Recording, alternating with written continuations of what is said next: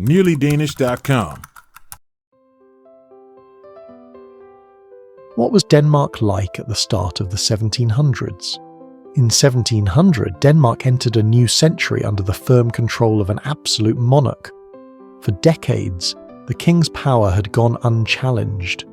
His authority reached everywhere from the nobles' palaces to the peasants' farms. Yet in the streets, in the harbours, and even in the sky above, change was coming. In Copenhagen's Frederiksstaden district, 4 mansions, the Amalienborg palaces, rose in near-perfect symmetry. Built by wealthy noble families, their facades reflected both prosperity and order. That same year, astronomer Ole Rømer completed work that helped Denmark adopt the Gregorian calendar, used by much of Europe. This was more than changing dates. It showed a new respect for science and reason.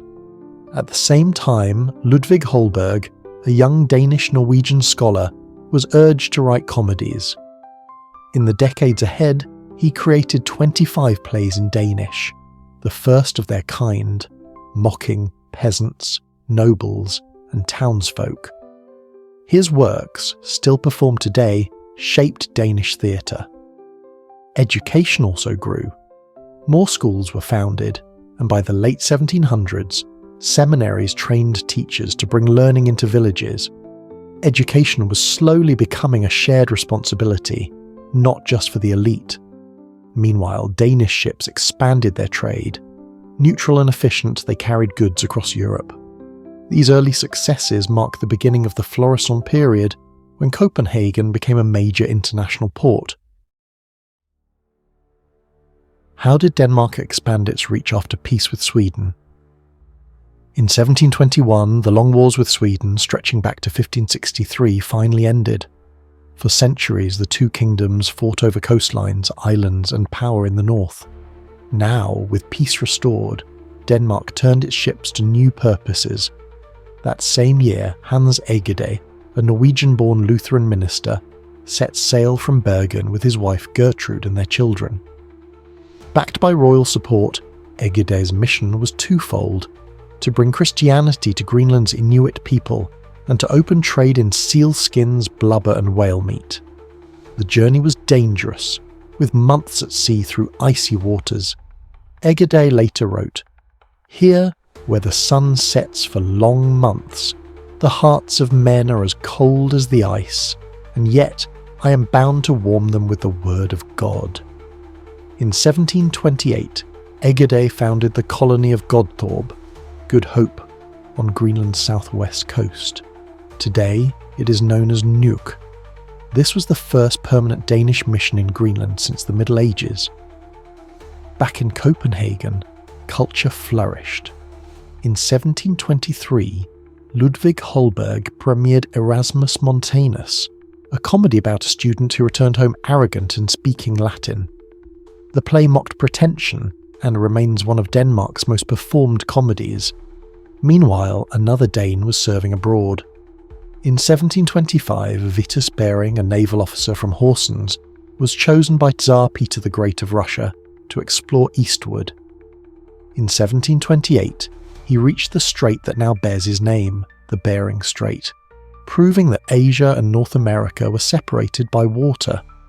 His discovery reshaped global navigation and secured Denmark a place in maritime history. What was life like for peasants in the 1700s? In 1733, King Christian VI created the Stavnsbondet, the farmstead bond. It forced all male peasants to remain on their home estate until the age of 40. They could not move, work elsewhere, or marry without the landowner's permission. For aristocrats, this secured a stable workforce and soldiers for the king's army. For peasants, it was like invisible chains. Most peasants rented their land. They paid with money or crops and worked extra on their landlord's fields. Survival was hard. In 1734, in the village of Galahus in southern Jutland, a farmer discovered a golden horn, decorated with animals and human figures. Another had been found in the same spot in 1639. These treasures, dating back to around 400 AD, showed Denmark's ancient craftsmanship. Tragically, both horns were stolen in 1802 and melted down, surviving only in sketches. Meanwhile, on the island of Bornholm, the fortress of Hammershoes was abandoned in 1743. Once strong, it was now useless against cannons. Locals soon carried away its stones to build houses and barns. In 1746, Frederick V became king. His reign, lasting until 1766, was marked not by war but by support for the arts. He founded the Royal Danish Academy of Fine Arts, bringing foreign artists to Copenhagen and making the city a cultural hub. How did Copenhagen change in the late 1700s? Between 1760 and 1860, Copenhagen's skyline was reshaped. Inspired by ancient Greece and Rome, architects filled the city with colonnades, pediments, and balanced designs. In 1771, the centrepiece of Frederiksstaden was unveiled, Jacques-François Joseph Sally's equestrian statue of King Frederick V. Cast in bronze, it showed the king in calm dignity on horseback. It took 14 years to complete, and cost more than all four surrounding palaces combined. Hailed as one of Europe's most beautiful statues, it symbolised Denmark's pride. But life in the countryside was still bound by the Stavnsbåndet. By the late 1700s, Enlightenment ideas made the law seem unfair. In 1788, it was abolished. For the first time in generations, peasants could move freely, find new work or buy land. Landowners sold farms to tenants, creating a new class of free farmers. Villages changed shape as homes spread into open fields.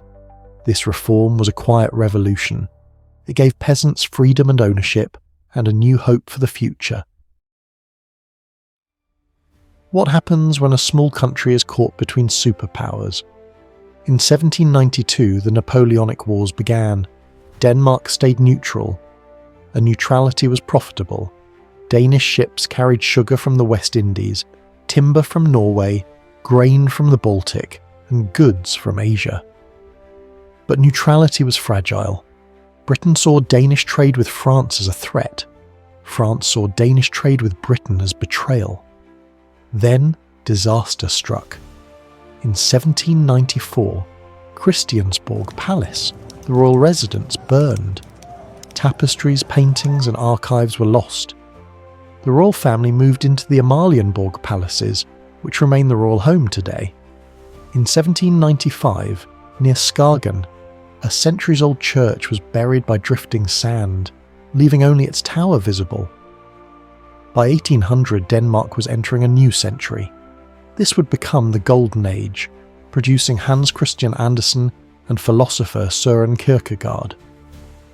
Industrialization was still ahead, but seeds were planted. Unions, schools, and new civic groups began to form. Even the Dannebrog flag became a popular symbol, but in 1801, Britain attacked. At the Battle of Copenhagen, Slaget på Reden, British cannon fire tore through Danish ships. By the end, Denmark's fleet was devastated. Britain made clear it would not allow Denmark's navy to threaten it. Still, progress continued. In 1803, Denmark banned the slave trade, though slavery itself remained in the West Indies until 1848. In 1805, Adam Oehlenschläger published Aladdin, or The Wonderful Lamp. That same year, Hans Christian Andersen was born in Odense. But darker days lay ahead. In 1807, Britain would return, not to weaken Denmark's navy, but to erase it. What happens when you refuse to hand over your navy to a stronger power? Napoleon's strategy was to block Britain from Europe. Denmark's navy and its control of the Øresund made it a target. Britain feared Napoleon might force Denmark into alliance. In August 1807, a British fleet arrived off Copenhagen. They demanded Denmark surrender its navy for safekeeping. But the Danes refused. On September 2nd, Britain bombarded Copenhagen for 3 days. Cannonballs set neighbourhoods on fire.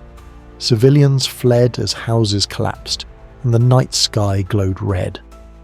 When it ended, thousands were homeless, and Denmark surrendered its navy, ships, frigates, and many smaller vessels. It was a national humiliation. With no navy, Denmark was forced into alliance with France and entered the Englandskrig, the English Wars. In 1809, Sweden lost Finland to Russia, but Denmark gained nothing. The country remained blockaded and isolated. In 1811, construction began on Vor Frue Kirke, Our Lady's Church in Copenhagen, designed by C.F. Hansen in neoclassical style. It was completed in 1829. In 1814, after Napoleon's defeat, the Treaty of Kiel forced Denmark to give up Norway, ending a union that had lasted since 1380. Denmark was now smaller, poorer, and more uniform. But reforms came too. In 1814, Jews were granted equal rights, and the School Act created a national education system. In 1816, the Faroe Islands became a Danish county. How did Denmark rebuild its national pride? In 1819, Adam Oehlenschläger wrote the lyrics to Der et yndet land, There is a lovely land, celebrating Denmark's countryside. It became a national anthem. In 1820, Hans Christian Ørsted discovered electromagnetism, when a compass needle moved near a live wire. This discovery led to inventions like the telegraph and electric motor. Ørsted also created a Danish scientific vocabulary, so science could be taught in the native language. In 1828, composer Friedrich Kuhlau wrote the music for Elverhøj, a national romantic play by Johann Ludvig Heiberg. It included the song Kong Christian stod ved Højen-mast, which became a national anthem. In 1832, NFS Grundtvig declared, "Humanity first, Christian then." He believed religion should guide the whole person, not just impose rules. His ideas shaped Danish education.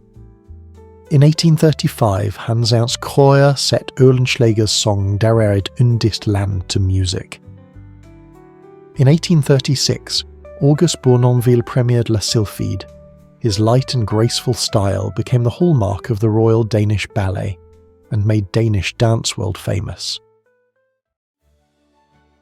What made the 1840s a cultural high point? In 1843, Søren Kierkegaard published his book Either Or, Entenella. He asked if life should be lived for beauty and pleasure or duty and responsibility. His work made him one of Europe's most influential philosophers. That same year, Tivoli Gardens opened in Copenhagen. With exotic buildings, gardens, concerts and rides, it became a magical escape. Walt Disney later drew inspiration from it.